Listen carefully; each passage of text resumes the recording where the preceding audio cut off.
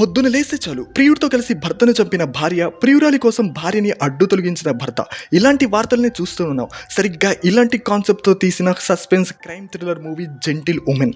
Plot line వచ్చేసి పల్లెటూరులో పుట్టి పెరిగిన పూర్ణిమ అరవింద్ని పెళ్లి చేసుకుని సిటీకి వస్తుంది. పొద్దున్నే లేవడం, పూజ చేయడం, భర్తకి వండి పెట్టడం, అతన్ని ఫిజికల్గా సాటిస్ఫై చేయడం, ఇదే తన రొటీన్ లైఫ్. కానీ భర్తకి అనే మహిళతో అక్రమ సంబంధం అని తెలుస్తుంది. దాంతో నిర్దాక్షిణ్యంగా భర్తని చంపేస్తుంది. ఆ తర్వాత ఏమైంది అనేదే జెంటిల్ ఉమెన్ కాన్సెప్ట్. ఒక క్రైమ్ న్యూస్ ని లైవ్ లో చూస్తున్నట్టు ఉంటుంది ఈ మూవీ. ఇందులో కొన్ని డైలాగ్స్ మీనింగ్ఫుల్ గా ఉంటూనే మనల్ని ఆలోచించేలా చేస్తాయి.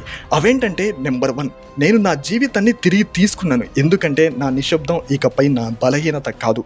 నెంబర్ 2, మనం ఎంత బలంగా ఉన్నా మనల్ని ఇంటిల్లిపాది విలన్ గానే చూస్తారు, మన గొంతు ఎప్పుడు వినిపిస్తాం. నెంబర్ 3, మగాడి విజయం వెనకే కాదు, వాడి అంతరాత్మ వెనక కూడా ఖచ్చితంగా ఒక్క అమ్మాయి అయినా ఉంటుంది. ఇక ఇలాంటి డైలాగ్స్ మూవీలో చాలా ఉన్నాయి.